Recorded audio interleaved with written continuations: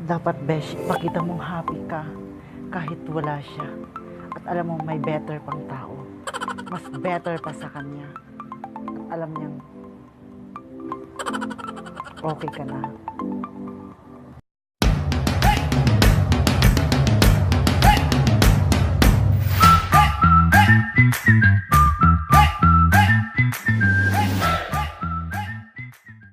Hi guys! Welcome to my YouTube channel, your girl, Ryan. So, andito naman po tayo para magkalat sa inyong mga screen.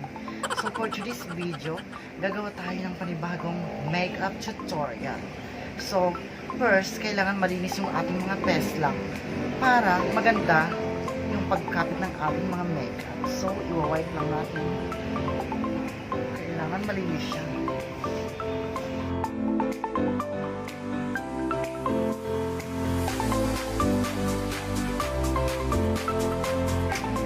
So, ang gagamitin kong primer is itong 3-in-1 Facial Cream Whitening Vita ng iWhite Korea. So, ito yung gagamitin kong makeup base. Kuha lang tayo ng small amount. Be sure bago natin hawakan yung ating mga mukha, kailangan malinis yung ating kamay. And then, blend it out.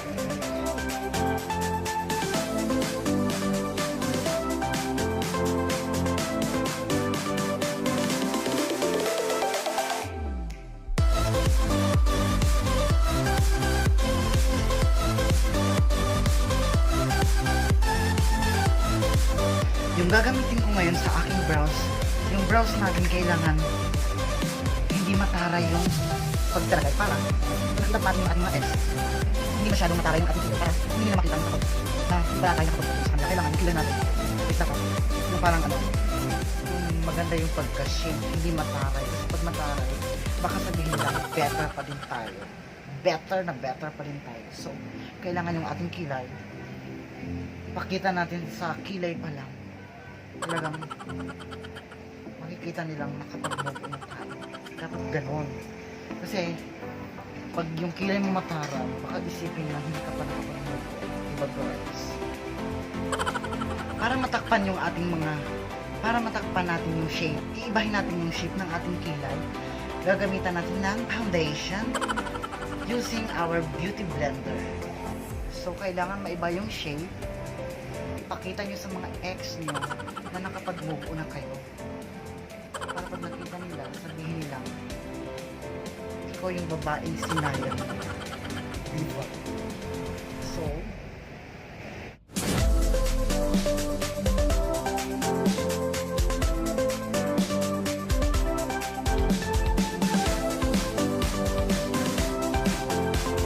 yung gagamitin kong eyeliner is ito pa din, LE Girl eyeliner, gel eyeliner, gel 7 dark brown. So, sa kilay pa lang, ipakita mo sa ex mo na nakapag-move on ka na. Ipakita mo, ikaw ang babaeng sinayang. Ganon. Huwag kang magpa-stress, huwag magpa-apekto. Kailangan, ipakita mo, ito ang babaeng sinayang. So, kukuha lang tayo ng small amount para i-apply sa ating kilay. Let's get started!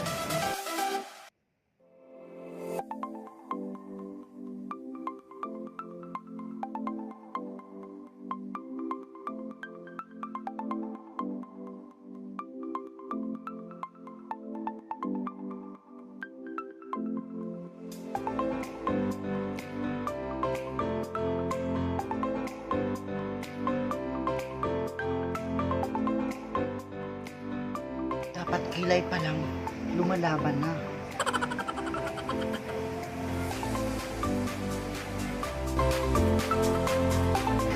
Dapat kilay pa lang, nanlalaban na tayo, besh. Ipakita mo sa kanya na hindi siya kawalan. At saka isa pa, huwag ka nang umasa doon. Kasi, bakit mo kasi minamahal yung tao? Dapat kaibigan mo. Hindi kasi siya yung taong nakalaan sa'yo. Pakita mo sa kanya na you deserve someone na mas better pa. Diba? Ganun dapat. So, magpa-stress. Hindi siya, hindi sa kanya mag-stop ang mundo. Kung nawala siya sa'yo, for sure, may darating na mas better pa sa kanya. Yun ang tandaan mo. So, move on na pag may time. Huwag masyadong i-attach yung sarili sa isang taon. Ayaw na nga sa'yo. Ayaw na nga sa'yo, diba? Ayaw nila. Dapat matutunan mo rin ayawan sila, diba? Ganon. So, dito sa ating eyeshadow, kukuha lang tayo ng concealer para gawin natin itong base. Para mas kumapit yung ating eye makeup. Mag-a-add lang tayo dito, area na to. And then, syempre, i-conceal mo yan. Blend, blend, blend.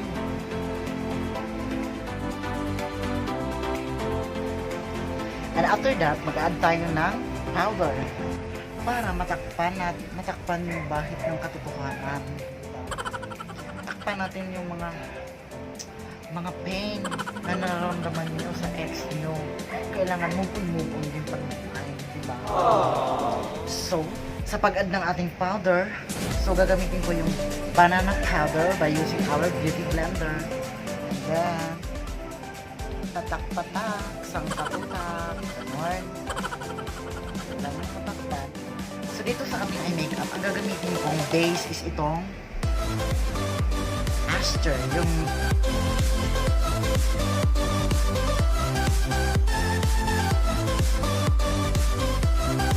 so, dito naman sa ating crease, ang gagamitin ko is itong Skate.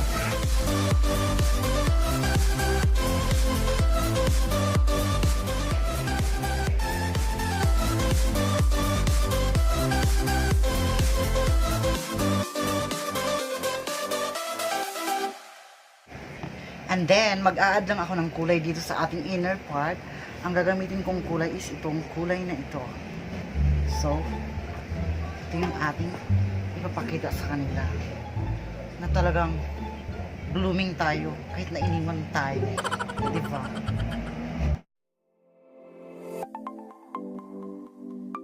Dito sa ating waterline, ang i-add kong kulay is the same color kung ano yung nasa taas.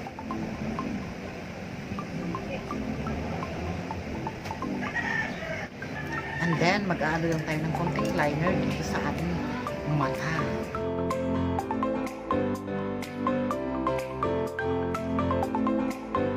And then, mag-a-add tayo ng false eyelashes, parang aura, palaban na, diba? Para pag nakita ka ng ex mo, sabihin mo, kilay pa lang, mata pa lang, pak na, diba? So, huwag mo pa-apekto masyado, besh. Laban, besh. Ganun, dapat laban. So ngayon, besh, i-continue na natin ang ating foundation. Kasi ngayon, besh, foundation day. Dapat, pag nakaharap mo na si ex mo, dapat pigmented, besh. Dapat yung foundation day nang lalaban. Dapat ganun. So mag-add tayo dito, besh.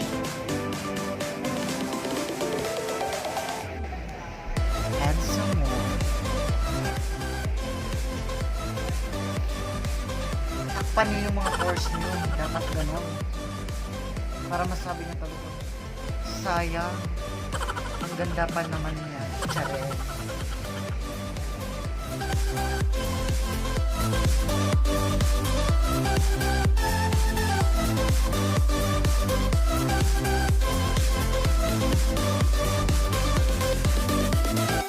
So ngayon mga moms, magko-contour na tayo. Kasi aurahang X to eh. So, ito yung pinaka-exciting part, ang mag-contour. So,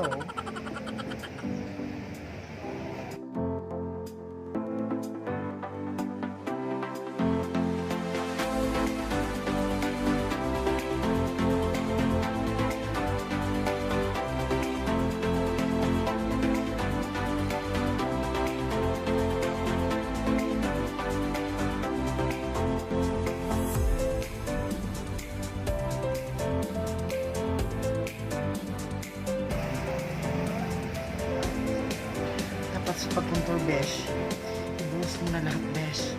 Kasi, usapang ex to, besh. I-blend natin siya, besh.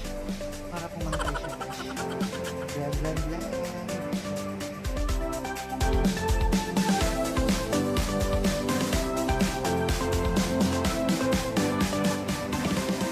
And then after that, magsisitting powder na tayo. Isisit na natin yung ating foundation para hindi na siya gumalaw. Para palaban na siya.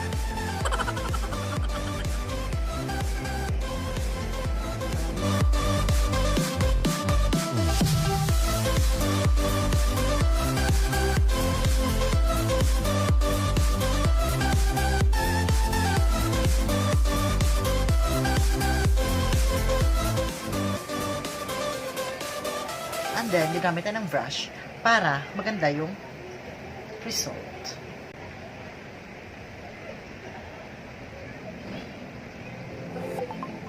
Gagamitin ko na naman dito is itong medyo dark.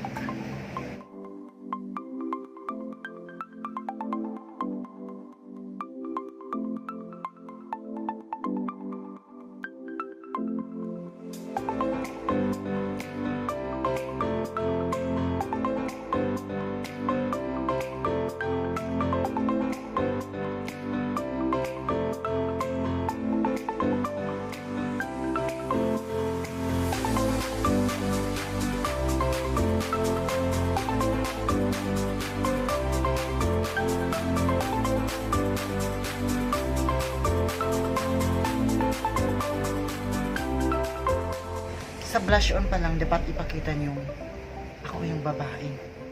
Iniwan nyo. Niloko. Nagmahal, pero niloko.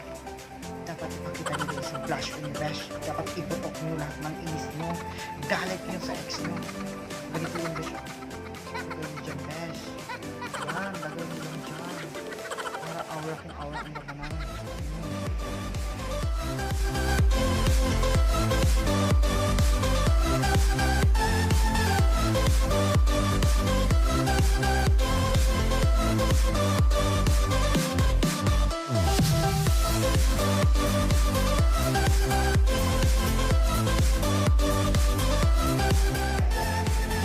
And then, besh, gagamit tayo ng lip liner. Kung gagamitin natin lip liner, dapat sa lip pa lang, talagang pouty kung pouty ang labanan, besh. Pakita mo, ikaw, ang babaeng sinayang niya. Ganon.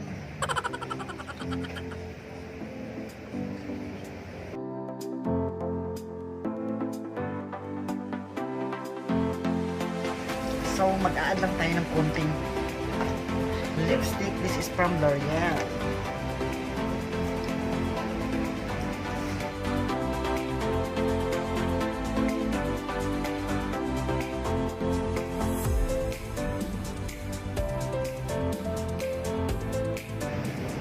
Diba, besh? So, babalik tayo, besh, for the final look. So, ngayon, besh, bago makalimutan ang lahat, mag-highlights muna tayo para labanan naman ang ating ganito.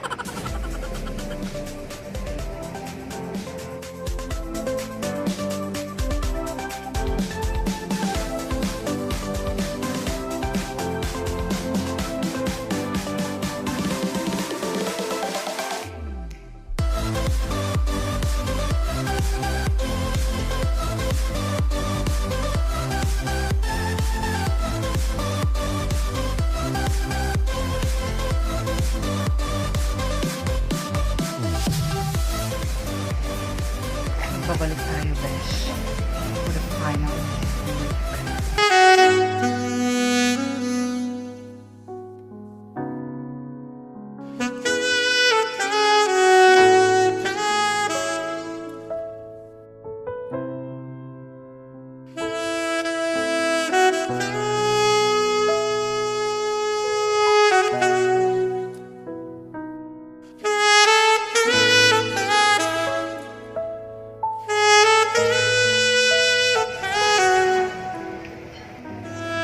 Sabihin mo, besh, ito nga pala yung babaeng sinayang mo.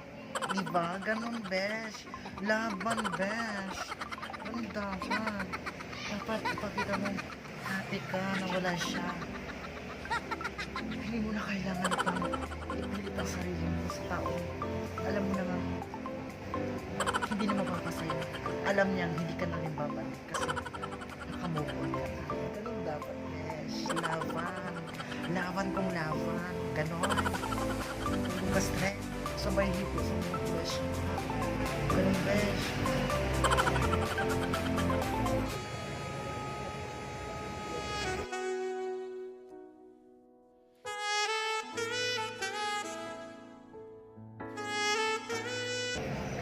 Para sa aking news, para sa susunod na transformation ko, besh, huwag kayong mag-atubiling mag-subscribe, mag-like kung nagustuhan. Kung hindi naman nagustuhan, edi huwag i-click ang like.